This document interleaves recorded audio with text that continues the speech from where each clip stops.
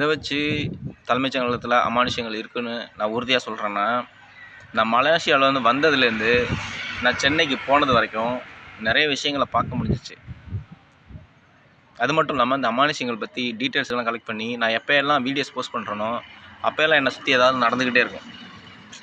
அதை வச்சு தான் நான் உறுதியாக சொல்கிறேன். அப்போது இந்த அமானுஷ்யங்கள் பற்றி வெளியில் தெரியக்கூடாதுன்னு சில பேர் நினைக்கிறாங்க. அதாவது மக்கள் பாதிக்கப்பட்டுக்கிட்டே இருக்கணும், அதை விரும்புகிறாங்க சில பேர். அது அந்த அமானுஷ்யங்களை ஏவல் பில்லி சூன்யம்லாம் சொல்கிறாங்களே, இதெல்லாம் அதாவது மக்கள் பாதிக்கப்பட்டுக்கிட்டே இருக்கணும்னு சில பேர் விரும்புகிறாங்க. அதாவது சில சாமியாருங்க பணம் காசு சம்பாதிக்கிறாங்க இல்லையா, இந்த மாதிரி சாமியாருங்க, போலி சாமியாருங்க, இது மாதிரி ஆளுங்கள் இந்த மாதிரி அமானுஷ்ய சம்மந்தமான விஷயங்களை எதுவுமே வெளியில் தெரியக்கூடாதுன்னு நினைக்கிறாங்க. அதாவது அதை பற்றி வெளியில் தெரிய வரும்போது பேச விடாமல் பண்ணி ஏதாச்சும் தடங்களை உண்டு பண்ணிகிட்டே இருப்பாங்க. நானும் சில தடங்கல்களையும் பிரச்சனைகளையும் சந்திச்சிருக்கேன். நானும் நிறைய பார்த்துருக்கேன். அதனால் அதை வச்சு தான் நான் சொல்கிறேன், அமானுஷ்யங்கள்